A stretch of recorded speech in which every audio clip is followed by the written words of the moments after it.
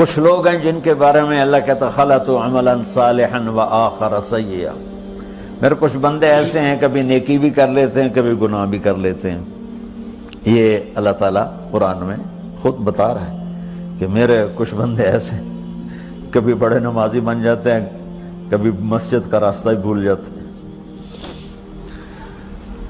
اور کچھ بندے ایسے ہیں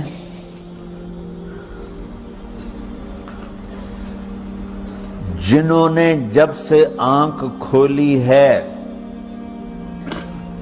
اس دن سے لے کر آج تک ایک کام اللہ کو راضی کرنے والا نہیں کیا۔ ایسوں سے بھی دنیا بھری پڑی ہے، اور ایک بہت بڑا دنیا کا طبقہ ہے جو اللہ کو جانتا ہی نہیں ہے، جانتا ہے تو غلط طریقے سے جانتا ہے، اور ایک بہت بڑا طبقہ ہے جو اللہ کو مانتا ہی نہیں کہ ہے ہی کوئی نہیں، ایتھیسٹ ہوں میں ایتھیسٹ ہوں۔ تو میرے بھائیوں، میں اللہ کی قسم کھا کے کہہ رہا ہوں کہ کس محبت سے اللہ نے ان لوگوں کو پکارا ہے، کاش میں آپ کو اس کی وضاحت کر سکوں۔ یا عبادی الذین اسرفوا علی انفسہم،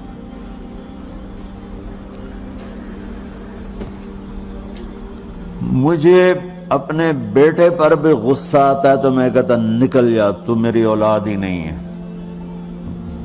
میں دین سیکھنے جانا چاہتا تھا، میرے والد رحمۃ اللہ علیہ مجھے ڈاکٹر بنانا چاہتے تھے، میں اس سے بہتر راستہ اختیار کر رہا تھا، لیکن میرے باپ کی مرضی نہیں تھی، تو انہوں نے مجھے فرمایا جی تو مولوی بننا ہے تو میرے گھر ہی چوں نکل جا۔ میرے کانوں میں وہ الفاظ آج بھی گونج رہے ہیں۔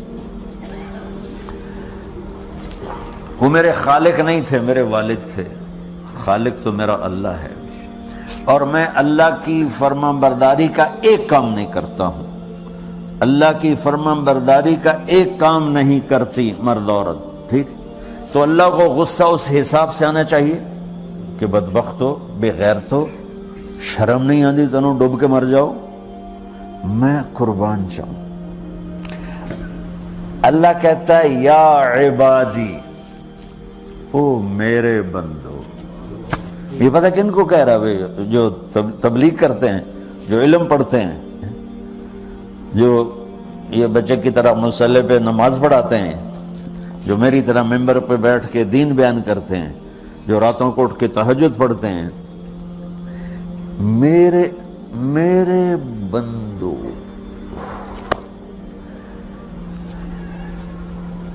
آپ نے دیکھا وہ شہد ایک دھار بناتا ہے، ٹپکتا ہوا نیچے آتا ہے نا۔ اللہ کی قسم اس آیت سے اللہ کی محبت کا شہد یوں نکلتا نظر آتا۔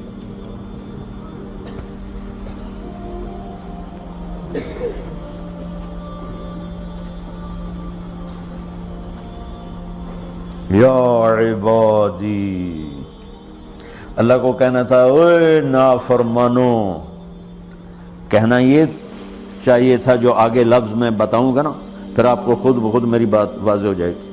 اوے نافرمانو، بے غیرتو، میرا اللہ کہہ رہا ہے یا عبادی، میرے بندو، یا عبادی، یہ بھی ایک لہجہ ہے نا، یا عبادی۔ او بھائی گل سنو، یہ ایک لہجہ، بھائی سب حضرات توجہ فرمائیں، کتنا فرق پڑ گیا ہے۔ پہلے لہجے میں بدتمیزی تھی، دوسرے لہجے میں آپ سب کا احترام تھا۔ میرا رب تو بے نیاز ہے، اس سے ہماری کیا ضرورت ہے؟ سارے آسمان سجدے سے بھرے پڑے ہیں، فرشتے مکدے ہی نہیں۔ پھر وہ ہمیں یا ایھا الناس نہیں کہتا، اوے لوگو، یا ایھا الناس، اوے لوگو، یا عبادی، او میرے بندو، میرے۔ یا عبادی سے یوں لگتا ہے جیسے اللہ آگے بڑے رابعہ بصری جیسی عورتیں اور جنید بغدادی جیسے مردوں سے اللہ بات کرنے لگا ہے۔ 3 لفظ ہیں، اسرفوا علی انفسہم، وہ بندے جنہوں نے جب سے آنکھ کھولی ہے ایک دفعہ بھی مجھے خوش کرنے کا کام نہیں کیا، آ جاؤ تم بھی میرے ہی ہو۔ سبحان اللہ نے ایسے باہیں پھیلا دی اپنی رحمت کی۔ یا عباد، تقوی والے نہیں کہا،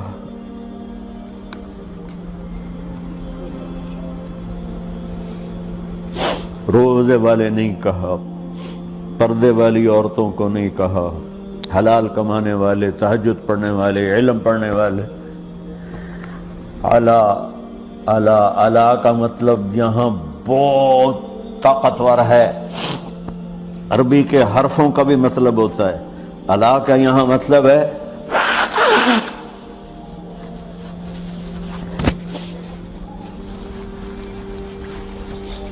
آپ نے اس ممبر کو کور کیا ہوا ہے کپڑے کے ساتھ، کہیں سے نظر آ رہا ہے؟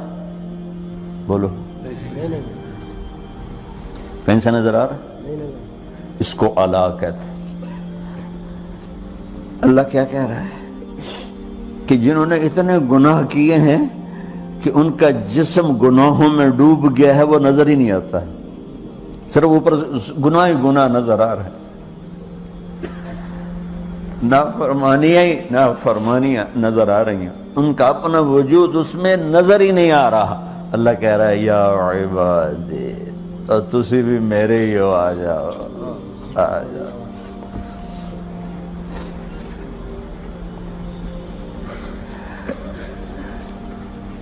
بتاؤ ایسے مہربان رب سے بغاوت کرنا ہے کوئی غیرت کی بات؟ چند روزہ زندگی کے پیچھے، چند ٹکوں کے پیچھے، چند پیسوں کے پیچھے، یا عبادی یا عبادی،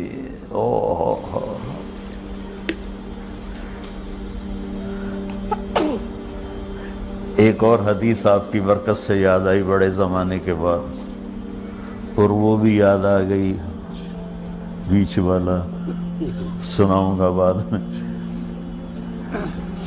اے داؤد، اے داؤد، لو یعلمون المدبرون عنی، داؤد علیہ السلام، اگر ان میرے نافرمانوں کو پتہ چل جائے نا میں ان سے کتنا پیار کرتا ہوں، ان کے کلیجے پھٹ جائیں۔ اگر ان نافرمانوں کو پتہ چل جائے کہ میں ان سے کتنا پیار کرتا ہوں، ان کے کلیجے پھٹ جائیں۔ داؤد جب نافرمانوں سے اتنا پیار کرتا ہوں تو فرمان برداروں سے کتنا کرتا ہوں۔